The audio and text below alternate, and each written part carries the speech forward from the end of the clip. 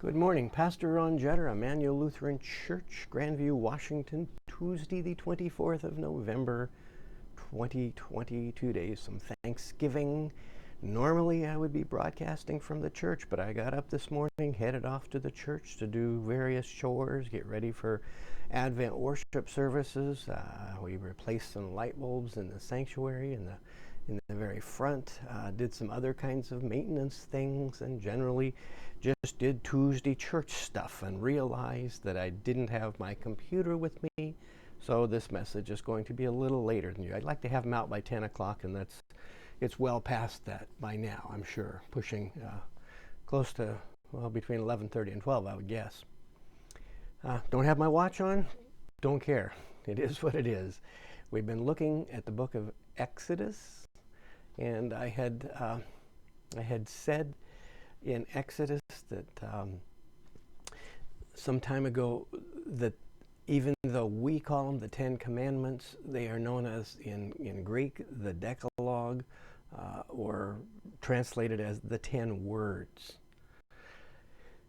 because they are not just a series of thou shalt and thou shalt not.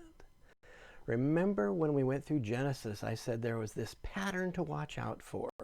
I looked at various things, including the Cootie Woody Ditty that I talked about in my Sunday sermon last week, but also the pattern started clear back in the beginning with Adam and Eve. Sin, judgment, grace. Sin, judgment, grace, with Cain and Abel, all the way down to Noah. Sin, judgment, grace. This pattern, think about that. So here God is trying to shape a people whose natural inclination is to put on blinders and think only about themselves, to whine and complain, to blame, to cheat, to lie, to steal, to do anything they could for short-term gain and long-term suffering and misery. They tended to think what I do affects me and nobody else. They didn't realize how connected they were. These are not individuals before God. These are the people of God.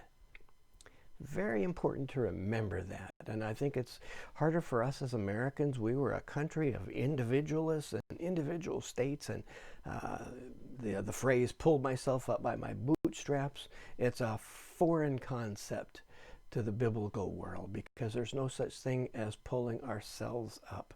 There's no such thing as being myself apart from you. We are together. Those people who were hermits who said, I'm going to go off and live off the land, were few and far between, and they were by no means happy or more connected to God. The ones that were connected to the gods are the ones that are living ordinary lives, doing an honest day's work, feeding their family, raising their children, helping their neighbors, worshiping their God together. That's a holy life. Not going off and staring at your navel and going,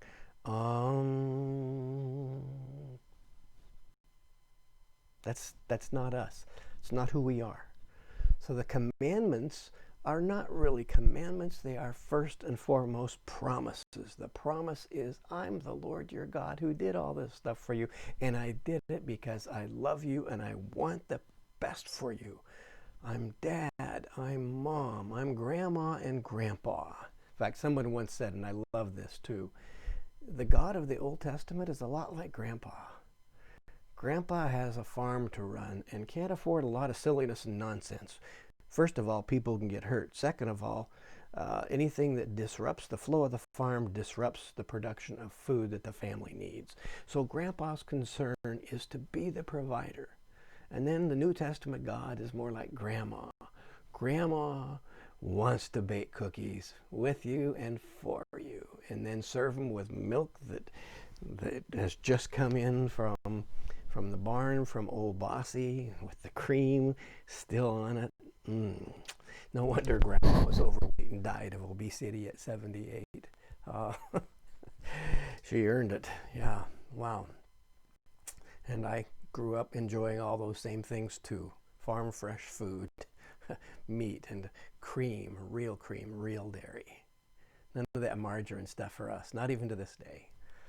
promise, God as Grandpa and Grandma. But Grandpa loved us, and it took me years to realize how much Grandpa loved me. But finally, by the time I was 9, Grandpa was it, my only living grandparent.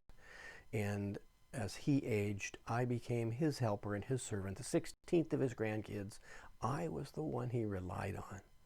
And I got to know him better than any of my brothers and sisters and cousins. And my mom and my aunts and my uncle loved me for being able to take care of him and for showing him love. And he was this gentle, soft man in his older years, not the hard, stern, very serious farmer who had to take life seriously to raise his kids as a German immigrant trying to make it in America. That's God. God is Grandma and Grandpa, wants the best for us. And in order for the best to happen, there have to be limits on our behavior. So the commandments are, first of all, promise. And the promise is realized when we follow certain guidelines. And the first guideline is, you don't need other grandmas and grandpas. You got me. You got me. Now, this afternoon, Sue and I are off to the animal shelter in Kennewick to possibly bring home a dog. A 1-year-old. She's had a litter, been spayed. She was basically not wanted in the house because she didn't get along with the cat. And we're thinking, if we bring this animal home, we have to somehow get her to trust us. We're in charge. We are Grandma and Grandpa and Mom and Dad to her. But she's a stranger, and we have to convince her she is loved, she is welcome, she's not going anywhere else, and that we have her best interest in mind. How do we do that? How does God do that with us? And so these commandments are not given by God with a shaking finger. Although you do remember there was this fire and smoke that came down on the mountain. So, well, okay, maybe there's a little bit of the shaking finger, but just a little. There's also a plate of cookies in the other hand. So God's going like this and smiling and breaks up the cookies at the same time. You don't need other idols. You don't waste your time.